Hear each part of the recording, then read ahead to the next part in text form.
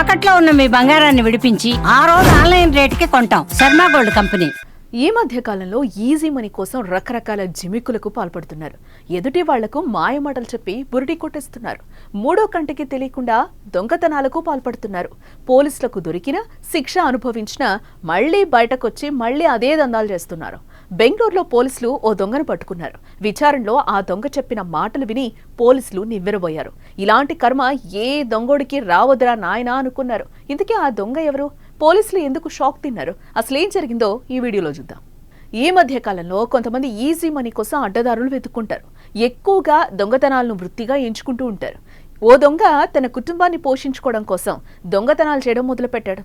చాలా చోట్ల బంగారం, వెండి, నగదు ఇలా ఏవి దొరికితే అది చోరీ చేశాడు. కొంతకాలం ఆ దొంగపై నిఘా పెట్టిన పోలీసులు అరెస్టు చేశారు. ఇందుకే ఆ దొంగ ఎవరు, ఎందుకు దొంగతనాలు చేశాడు, ఆ దొంగ చెప్పిన మాటలు విని పోలీసులు ఎందుకు కంగు తిన్నారు, ఇప్పుడు తెలుసుకుందాం.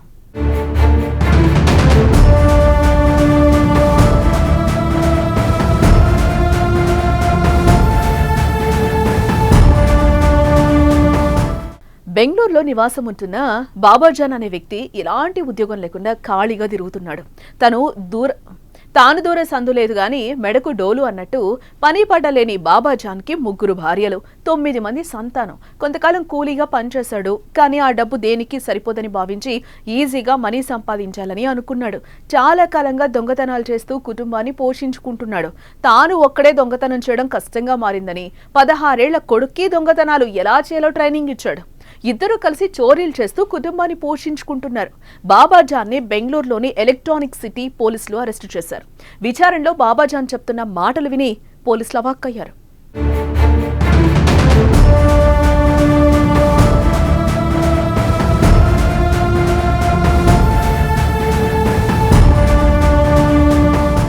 బాబాజాన్ కొంతకాలం కూలీగా పనిచేశాడు. వచ్చే డబ్బు 3 భార్యలు, 9 మంది పిల్లలను పోషించడానికి సరిపోయేది కాదు. రోజు రోజుకి పరిస్థితి దారుణంగా మారిపోయింది.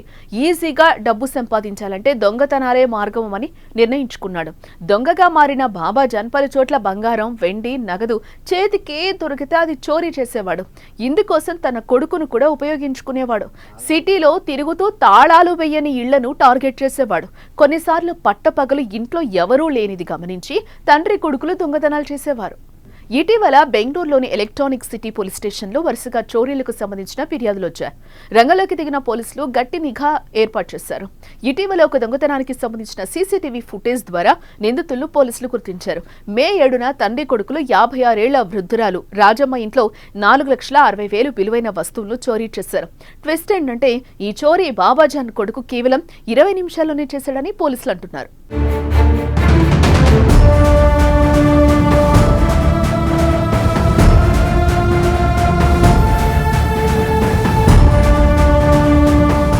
గడిచిన 8 ఏళ్లుగా బాబాజాన్ ఇదే పద్ధతిలో చోరీలకు పాల్పడుతూ పోలీసులు గుర్తించారు. మైనర్ల విషయంలో కఠినమైన చట్టాలుండవని తెలుసుకుని 16 ఏళ్ల తన కొడుకును దొంగగా మార్చాడు. బాబాజాన్ 3 భార్యలు శ్రీరంగపట్నం, అనికల్, చిక్బల్లాపూర్ ప్రాంతాల్లో ఉంటున్నారు. చోరీ చేసి డబ్బులు చేతికి రాగానే 3 భార్యలను కలిసి వస్తూ ఉంటాడు. మిగతా మగపిల్లలకు కూడా ట్రైనింగ్ ఇచ్చి ఇదే వృత్తిలో ఉంచాలని భావించాడు.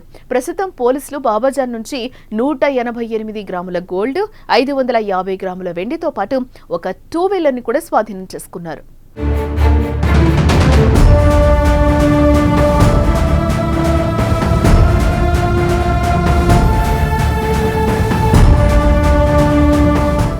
ఈ కాలంలో ఒక్కరిని పోషించడానికి అష్టకష్టాలు పడుతూ ఉంటారు.